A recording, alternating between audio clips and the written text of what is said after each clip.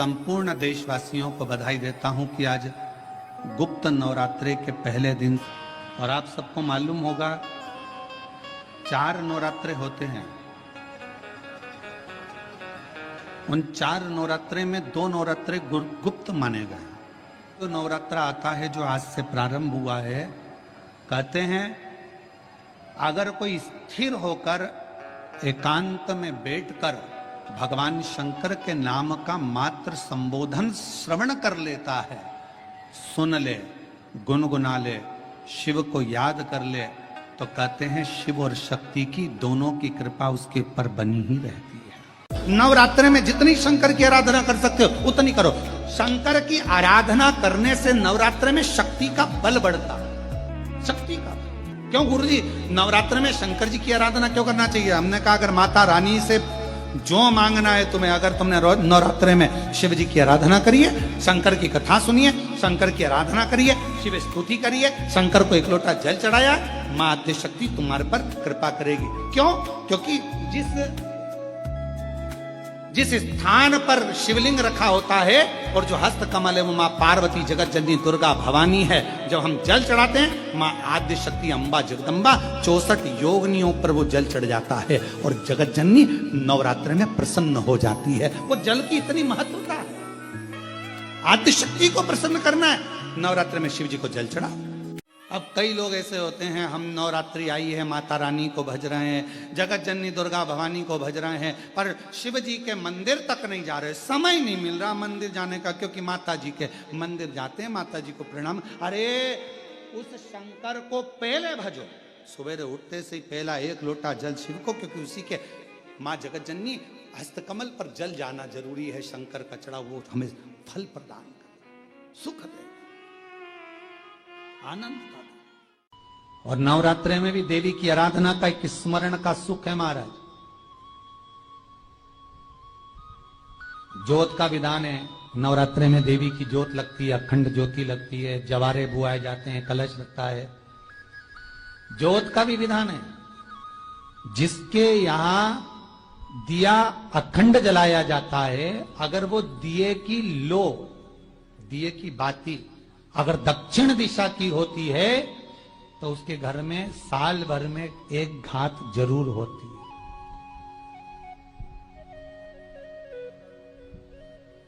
जो दिया अखंड जलता है उसकी बाती का मुख दक्षिण का नहीं होना चाहिए।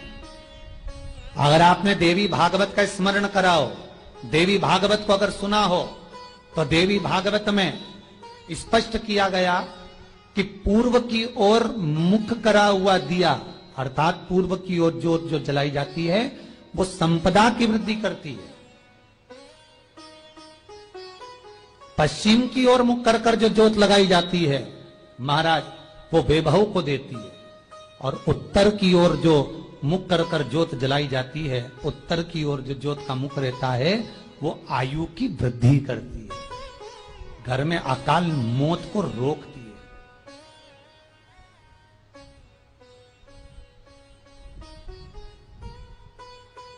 नवरात्रि का जो भाव तत्व है उसको भी अच्छे से समझ लेना।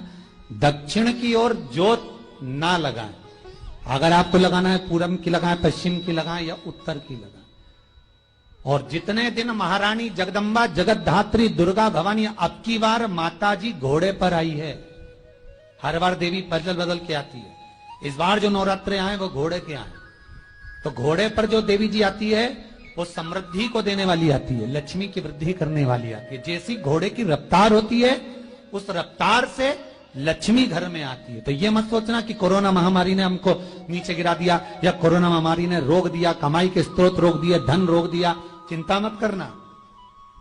मेरी मां जगत जननी दुर्गा भवानी अब की बार घोड़े पर आई है। साल भर में इतना धन दे देगी कि आपने पीछे के 4 साल में नहीं कमाया होगा, इतनी मेरी मां भंडार भर देगी। ये घोड़े पर आई है, कोई साधारण नहीं हो सकता।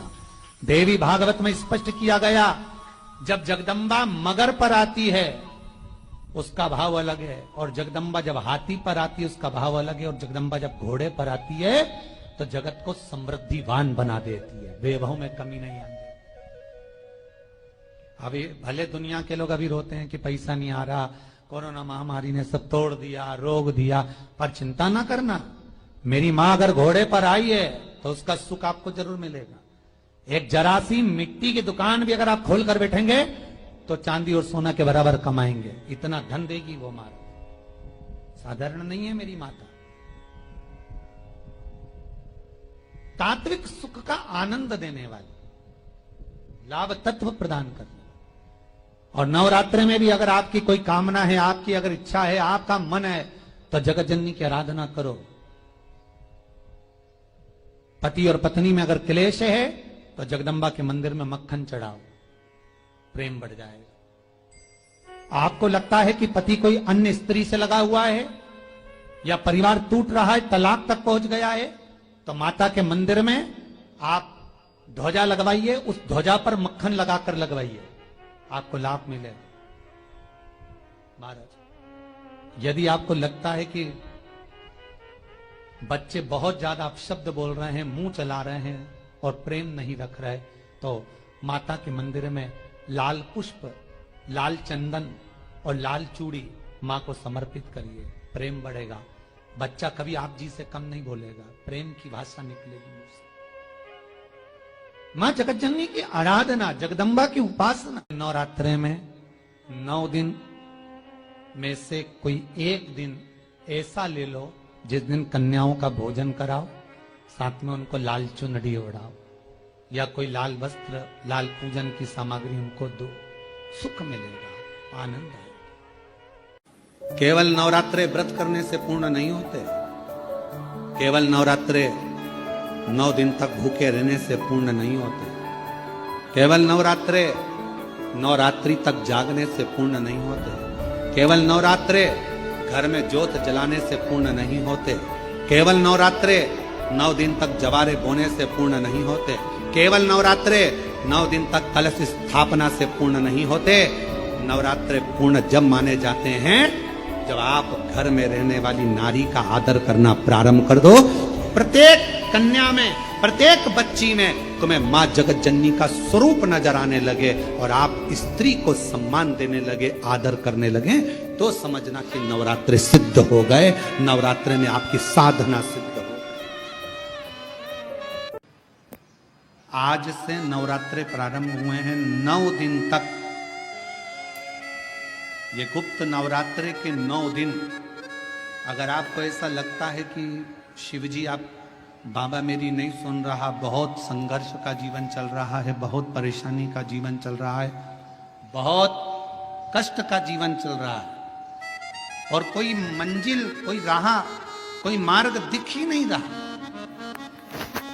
तुम्हारा कैसा भी दुख है, जो आज गुप्त नवरात्रि प्रारंभ हुए हैं 26 तारीख से, 26 जून से, आज से 9 दिन तक का एक नियम ले लो गुप्त नवरात्रि में कि मुझे शिवजी के मंदिर में अशोक सुंदरी वाली जगह पर एक बेलपत्र मां हेमवती माता के नाम से, कौन सी माता?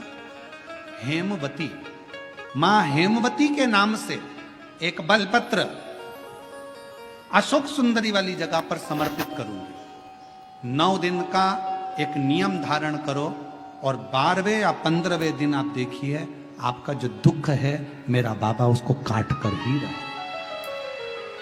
गुप्त नवरात्रे जो आज से प्रारंभ हुए हैं, गुप्त नवरात्रे जो आषाढ़ महीने का ये गुप्त नवरात्रा है, इस नवरात्रे में हेमवती माता का स्मरण करना, एक बेलपत्र का पूजन करना या एक बेलपत्र के वृक्ष के नीचे आप 9 दिन तक भी, अगर मंदिर तक भी नहीं जा सकते, मंदिर में आप बेलपत्र रखने नहीं जा सकते, तो आपके घर के आंगन में, द्वारे पर, बगीचे में, आपके घर के पास अगर कोई बेलपत्र का पौधा है, वृक्ष है, उस बेलपत्र के वृक्ष के सामने एक बेलपत्र का पत्ता रखकर भी अगर आप उस पर जल चढ़ा रहे हैं या पूजन कर रहे हैं हेमवती माता के नाम से, तो उसका फल आपको मिलेगा।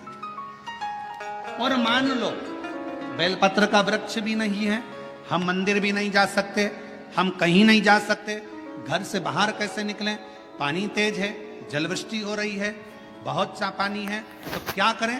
अपने घर में जो शिवलिंग है, तुम्हारे घर में अगर जो शिवलिंग है, तुम्हारे घर में जो शिवलिंग विराजमान है, उसी शिवलिंग के साक्षी में सम्मुख में भी अगर हेमवती माता का नाम लेकर अगर एक बेलपत्र समर्पित करोगे 9 दिवस तक तो उसका फल मिलेगा जरूर, उसका फल मिलेगा। फिर से बोलो, कौन माता? हेमवती। कौन है ये? शिव महापुराण की कथा कथी है, जब माता पार्वती जी हिमालय राज के घर में प्रगटी और हिमालयों की कंदरा में बैठकर मां पार्वती जी तप साधना में लीन हुई। जितनी परीक्षा भगवान शंकर ले सकते थे शिव जी ने सारी परीक्षा ली। ब्रह्मदेव परीक्षा लेने आए, भगवान नारायण परीक्षा लेने आए, इंद्रदेव आए, सप्तऋषि आए, सारे साधु संतों को परीक्षा लेने भेजा, पर मां उन परीक्षाओं में पास होती चली गई। तब भगवान शंकर ने दर्शन देकर कहा, पार्वती आज से तुम्हारा नाम हेमवती रहेगा। सुनो पार्वती, तुम्हारे इस नाम की आराधना जो तुम्हारे गुप्त स्वरूप में करेगा उसको मनवांचित फल की प्राप्ति हो जाएगी। और वो फल, आज कथा अगर प्रारंभ हुई है और आप लोगों को मौका मिला है तो इस कथा का स्मरण अपने जीवन में जरूर करें। क्या पता भोलेनाथ जी ने बेजापुर वालों पर भारी कृपा करी है, बहुत बड़ी कृपा करी, जो नवरात्र में कथा मिली और आप लोगों को ये कथा का चरित्र श्रवण करने को पहले दिन ही मिल गया। बीच में मिलते तो 2-3 दिन निकल गए होते। क्यों बोते हैं? उसको बोने का कारण क्या है? केवल कोई कहे कि हम ठाकुर जी को भजते हैं, भगवान कृष्ण को भजते हैं, कोई कहे हम तिरुपति बालाजी को, नारायण को भजते हैं, कोई कहता है कि हम हरि विठ्ठल को, पांडुरंगा को भजते हैं, हमारे यहाँ हाँ हम इनको भजते हैं तो जवारे नहीं बोते। ना ना, पुष्टि मार्गी है, ठाकुर जी की सेवा करने वाला है, उसके यहाँ भी ये 9 दिन जवारे बोए जाते हैं। रामानुज संप्रदाय से जुड़ा हुआ है, नारायण की पूजन कर रहा है, उसके घर में भी जवारे बोए जाते हैं। पांडुरंगा हरि विठ्ठल की उपासना कर रहा है, उसके घर में भी जवारे बोए जाते हैं। जवारे का महत्व हमारे यहाँ शास्त्र कहता है। क्या महत्व है उसका, क्या फल है उसका? महाराज, जब देवी माता ने दुर्गा भवानी को पंचायत में बुलाया गया, शिव पंचायत में मां दुर्गा बैठी हुई है, और शिव पंचायत में जब दुर्गा भवानी बैठी, उपद्रवियों ने उपद्रव मचाया, अहंकारियों ने अहंकार मचाया, असुरों ने, राक्षसों ने हाहाकार मचाना प्रारंभ करा। तब उस समय पर देवाधिदेव महादेव माता पार्वती को देखकर, दुर्गा भवानी को देखकर मुस्कुरा रहे थे। केवल शिव मुस्कुरा रहे हैं, पार्वती को देखकर, दुर्गा भवानी को देखकर, मां जगत जननी को देखकर केवल मुस्कुरा रहे हैं। तब देवता सूर्य नारायण ने भगवान शिव जी को देखकर हाथ जोड़कर प्रार्थना करी। भास्कर देव बोले, सूर्य नारायण बोले, बाबा मेरे मन के संशय को मिटा दीजिए। शिव जी ने पूछा, क्या काम है? बोलो, क्या चाहते हो? शंकर भगवान से सूर्य देव, भास्कर देव कहते हैं, प्रभु आपके मुस्कुराने का कारण क्या? भारत की भूमि पर जितनी जगह पर भी आप लोग कथा सुन रहे हो, आस्था चैनल पर, फेसबुक, यूट्यूब पर जितने लोग कथा सुन रहे हो, बड़े ध्यान से सुनना कि जवारे क्यों बोए जाते हैं। नवरात्रि में जवारे की महत्वता क्यों होती है, क्यों बोया जाता है, मिट्टी में गेहूं डालकर क्यों उत्पन्न किया जाता है, उसकी महत्वता क्या है? सूर्य नारायण पूछ रहे हैं भगवान देवाधिदेव महादेव से, आप दुर्गा भवानी को देखकर मुस्कुराए, आप हंसे हैं, आपके चेहरे पर प्रसन्नता आई है, कारण क्या? और महाराज देवाधिदेव महादेव ने कहा, यहां भगवान विष्णु, गणेश जी, भास्कर देव, आप सब बैठे हो। असुरों ने आक्रमण कर दिया, असुरों ने आक्रमण करा है, और वो असुर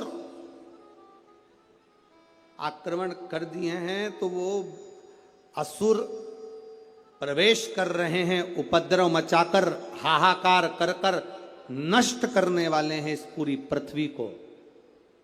तो फिर उसको बचाएगा कौन, कैसे बचेगा? शिव जी ने कहा, चिंता मत करो, दुर्गा ने अपने केश का स्मरण किया। एक केश को माता पार्वती जी ने अपने हाथों से छुआ। छूते ही एक कुंड में सुंदर जवारे उत्पन्न हुए हैं। जब तक वो जवारे बड़े नहीं हो जाते, जब तक वो जवारे थोड़े प्रबल नहीं हो जाते, तब तक एक भी असुर प्रवेश नहीं कर सकता, हाहाकार नहीं मचा सकता और अंदर आ नहीं सकता। शिव महापुराण की कथा कहती है, जवारे जिसके यहाँ बोए जाते हैं, जवारे का आप लोग कहते हैं कहीं पर देवी जी बैठी हैं, किसी के यहाँ मिट्टी की मूर्ति आई 21 फीट की, 41 फीट की, 15 फीट की, 10 फीट की, 25 फीट की देवी जी की प्रतिमा स्थापना हुई। लोग कहते हैं हम देवी जी का दर्शन करने जा रहे हैं, दुर्गा जी का दर्शन करने जा रहे हैं। शिव महापुराण की कथा कहती है वो दुर्गा जी का दर्शन नहीं, देवी का दर्शन नहीं।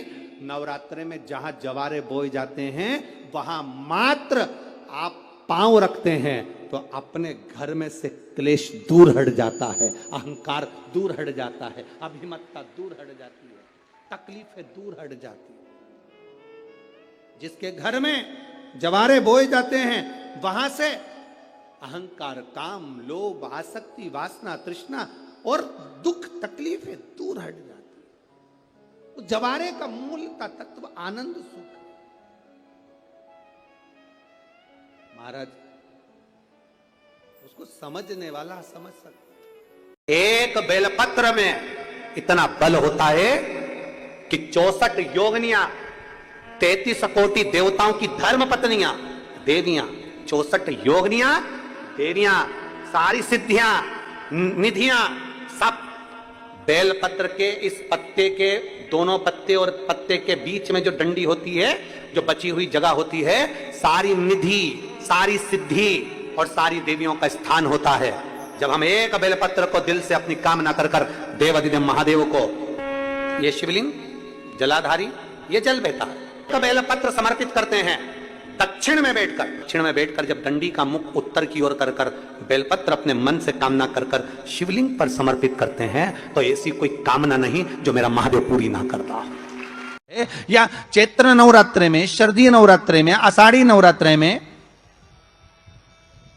आदिकादिक पौष नवरात्रे में हम शंकर की, हम जगत जननी जगदम्बा की जब स्थापना करते हैं, या हम नूतन घर का प्रवेश करते हैं, या गणेश जी की स्थापना करते हैं, या कोई दुकान को प्रवेश करते हैं, या कोई शुभ कार्य करने के लिए अग्रण्य होते हैं, तो हम कलश की स्थापना क्यों करते हैं? आज शिव महापुराण में शुरुआत में अपन शिव और पार्वती की यही संवाद को लेकर चलते।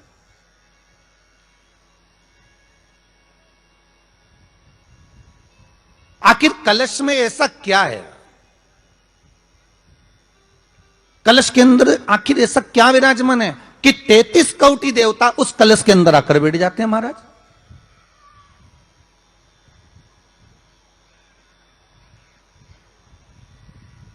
आप कोई यज्ञ करने जा रहे हो, आप कोई पोथी पुराण करने जा रहे हो, आप कोई अच्छा कार्य करने जा रहे हो, तो ब्राह्मण देवता कह देते कलश की स्थापना होगी, कलश की शोभा यात्रा निकलेगी, कलश यात्रा निकलेगी, कलश विराजमान होगा। और आज हर की पौड़ी पर, प्रयागराज में या उज्जैनी में, नासिक में जो बड़े बड़े कुंभ के मेले होते, कुंभ का मतलब भी तो कलश से होता है। उसकी महत्वता क्यों है? उस कुंभ की, उस घड़े की महत्वता कहां से प्रकट हो गई?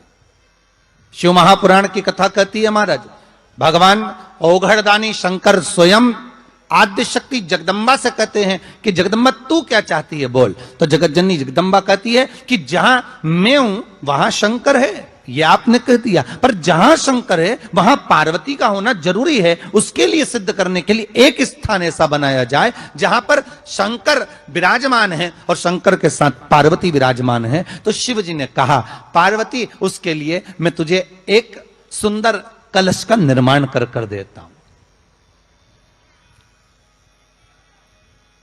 दुनिया का रचनाकार, दुनिया की रचना करने वाले महाराज संपूर्ण ब्रह्मांड की रचना करने वाले, जिनको भगवान शिव ने स्वयं ब्रह्मदेव से कहा है कि ब्रह्मा जी तुम सृष्टि खंड को आगे बढ़ाइए, सृष्टि की रचना करिए। और आज ही के दिन, यही चैत्रीय प्रतिपदा के दिन, यही इसको कहते हैं नया संवत्सर, नया वर्ष। हिंदू धर्म में क्यों कहा जाता है? आज ही के दिन ब्रह्मा जी ने महाराज सृष्टि की रचना करना प्रारंभ करा था। आज ही के दिन भगवान शिव और ब्रह्मा का संवाद हुआ था। सीधे भगवान शंकर ब्रह्मदेव के पास जाकर बोले थे, हे ब्रह्मदेव आप सृष्टि की रचना करिए। तो ब्रह्मा जी ने पूछा था, सारे नक्षत्र आपने बनाए, सारे दिन आपने बनाए, सारी घड़ियां आपने बनाई, सारा पल आपने बनाया, मनुष्य की श्वास गिनती, काउंटिंग, अर्थात मनुष्य के शरीर की रोमावली, ये सब आपने निश्चित करी है। एक नवरात्रे में जो पंचमी तिथि होती है, नवरात्रे की जो पंचमी तिथि है, उस पंचमी तिथि के दिन अशोक सुंदरी का जो स्थान होता है उसको समझिएगा थोड़ा सा। जैसे ये शिवलिंग है और ये जलाधारी है भगवान शंकर की। ये शिवलिंग, ये जलाधारी, और जलाधारी में जो जल बहता है उसमें बीच में जो मोटी सी लाइन रहती है वो अशोक सुंदरी होती है। जैसे कई बेटे हैं, बेटियां हैं, कोई व्यक्ति व्यापार चालू कर रहा है, कोई व्यक्ति अपना नया भवन निर्माण कर रहा है, नए भवन में जा रहा है, या कुछ अच्छी दुकान खोलना चाह रहा है, कोई अपने लक्ष्य पर पहुंचना चाहता है और पहुंच नहीं पा रहा। तो जो शारदीय नवरात्रे आते हैं,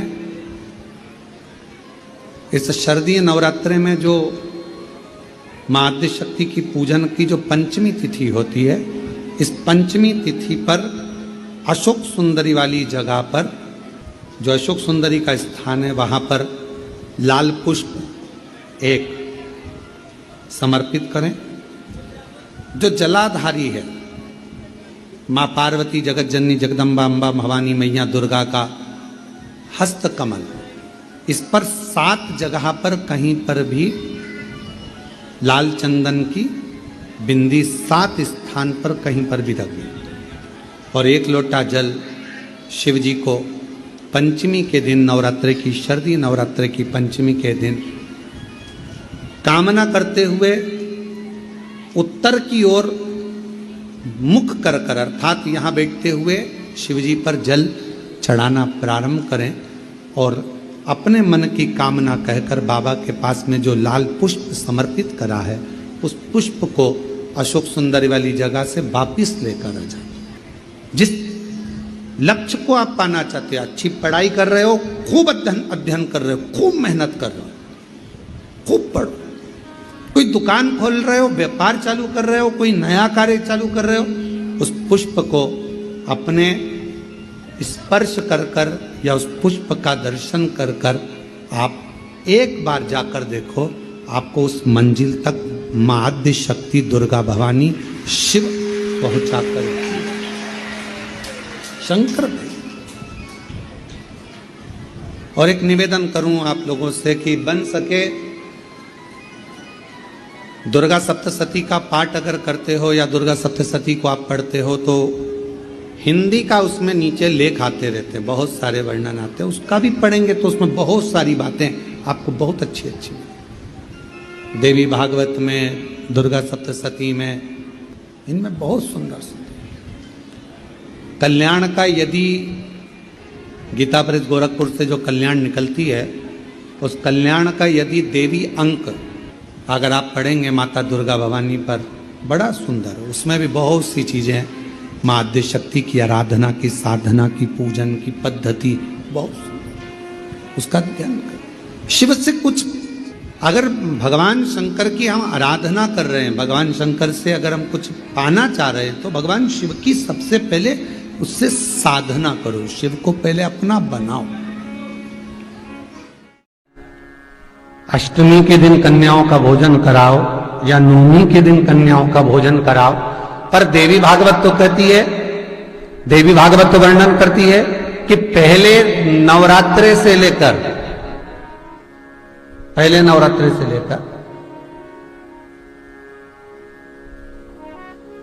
नौवीं तिथि तक जितने दिन देवी के होते हैं, प्रत्येक दिन में आप किसी भी दिन कन्याओं का भोजन करा सकते हो, पहली रात्रि से लेकर, पहला दिन से लेकर।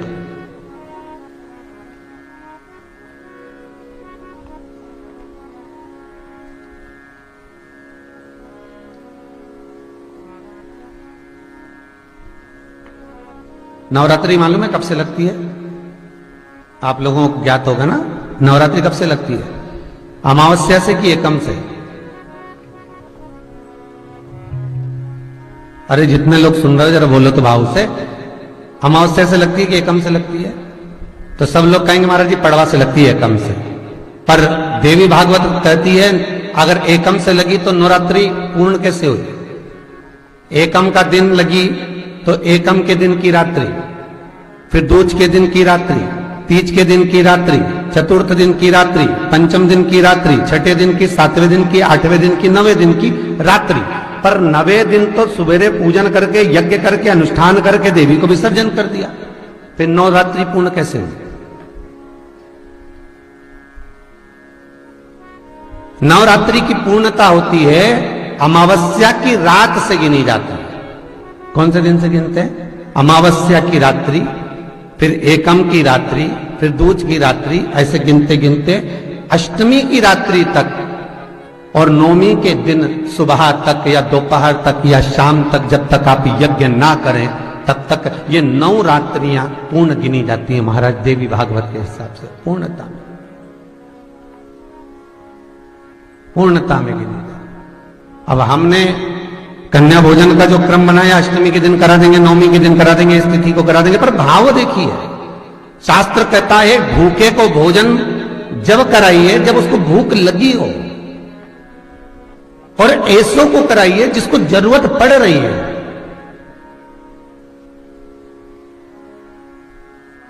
श्री शिवाय नमस्तुभ्यम। दोस्तों इस वीडियो में गुरुजी ने गुप्त नवरात्रि जो कि 19 जनवरी 2026 से प्रारंभ होकर के 28 जनवरी तक गुप्त नवरात्रि की आराधना की जाएगी। इसमें माँ देवी की गुप्त आराधना करने से मनुष्य का हर कार्य गुप्त में ही माता पूर्ण कर देती हैं। वीडियो में गुरुजी ने सारी महत्वपूर्ण बातें बताई हैं, माँ की आराधना कैसे करनी है, हमें माँ की पूजा कैसे करनी है। तो वीडियो को आप लोग पूरा अवश्य देखें। अगर पसंद आए तो चैनल को सब्सक्राइब करें, वीडियो को लाइक करें।